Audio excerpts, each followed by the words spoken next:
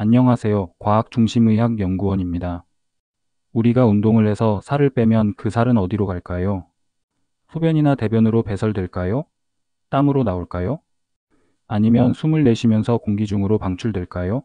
먼저 빠진 살이 어디로 가는지 알기 위해서는 자연의 섭리를 이해할 필요가 있습니다.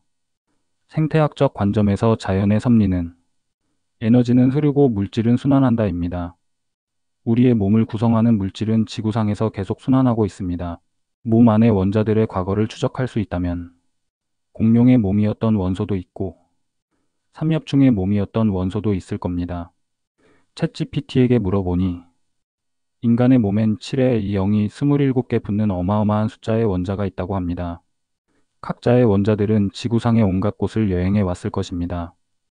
지구상의 생물은 극히 일부의 예외를 제외하면 태양에서 온 빛 에너지를 광합성을 이용해 화학 에너지로 바꿔서 소비하며 생명활동을 이어나갑니다. 그래서 에너지는 순환이 아니라 일방적으로 흐르게 됩니다. 생물을 구성하는 분자에서 핵심이 되는 원소는 탄소입니다. 탄소를 중심으로 다른 원소들을 붙여서 다양한 분자를 만들고 에너지도 저장합니다. 우리의 뱃살에 들어있는 지방은 탄소와 수소 그리고 약간의 산소로 이루어져 있습니다. 탄수화물도 탄소, 수소, 산소로 이루어져 있습니다. 우리는 탄소를 중심으로 한 물질들을 식물로부터 섭취해 얻습니다. 식물은 땅속에서 물과 여러 종류의 물질을 얻고 탄소는 공기 중에서 얻습니다. 태양빛을 이용해 물과 이산화탄소를 결합시켜 포도당과 같은 탄수화물을 생성합니다. 인간은 공기 중에 이산화탄소를 체내에서 결합시키지 못하기 때문에 반드시 다른 생물이 지니고 있던 탄소를 먹어야만 살이 찔 수 있습니다.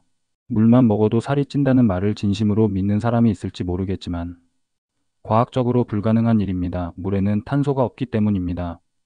그런 말을 하던 사람이 콜라를 물처럼 마시는 모습을 본 적이 있는데 진짜 물만 먹는지 한번 자세히 보세요.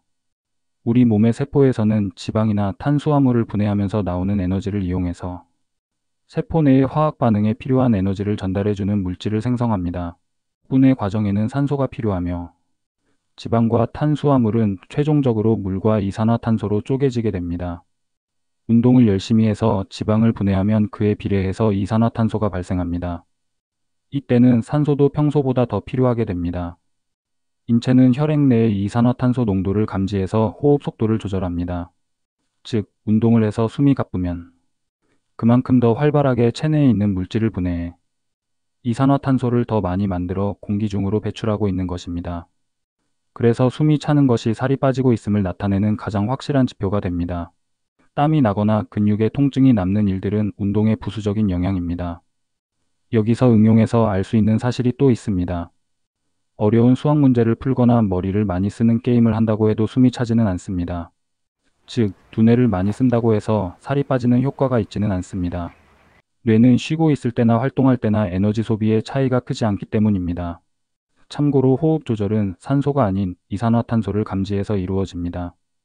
그 때문에 공기 중에 산소가 없는 환경에서는 위험을 인식하지 못하고 질식해서 죽을 수 있습니다.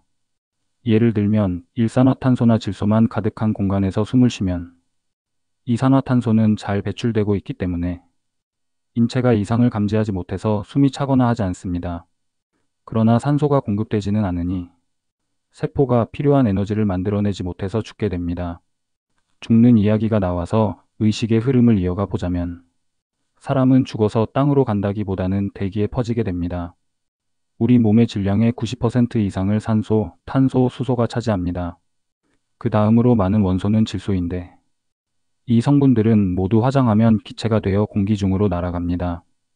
화장을 하지 않고 땅 속에 묻었다면 미생물과 벌레의 먹이가 되고 최종적으로는 다른 생물에게서 분해되어 물과 이산화탄소의 형태로 공기 중으로 날아가 지구를 순환하는 여행을 계속하게 됩니다.